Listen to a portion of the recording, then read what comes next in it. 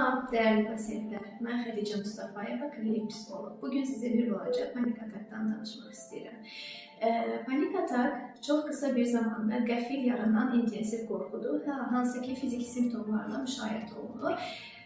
10 dəqiqə ərzində pik səviyyəyə çatır, daha sonra isə sizdən uzaqlaşır. Amma bəzi xəstələrin verdiyi məlumata görə 1 saat və daha çox da çəkə bilir.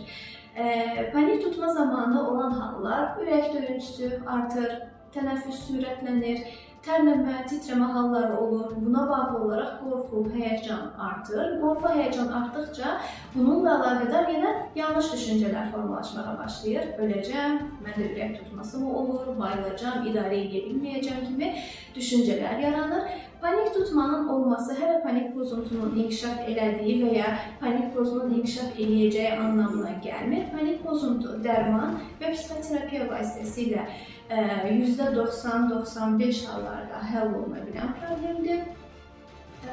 Tutma zamanı müəyyən texnikalar var ki, onlardan istifadə edirik, hansı ki bunlara daxil nəfəs texnikası, əzələlərin sakitləşdirilməsi, grounding texnikası, yəni diqqətimi özümdən kənara, ətrafdakı 5 dənə rəngi tapmaq, səsi tapmaq kimi texnikalardan istifadə edirik. Hansı ki, bu halda biz həmən simptomları uzaqlaşdıra bilmirik özümüzdən, amma müəyyən qədər özümüzü sakitləşdirə və qorxunun, tutmanın bizi idarə eləməsi yerinə bizim onu idarə eləyəcəyimiz səviyyəyə gəlib çatırıq. Özünüzlə başara bilmədiyiniz hallarda professional dəstəyə ehtiyacınız olur.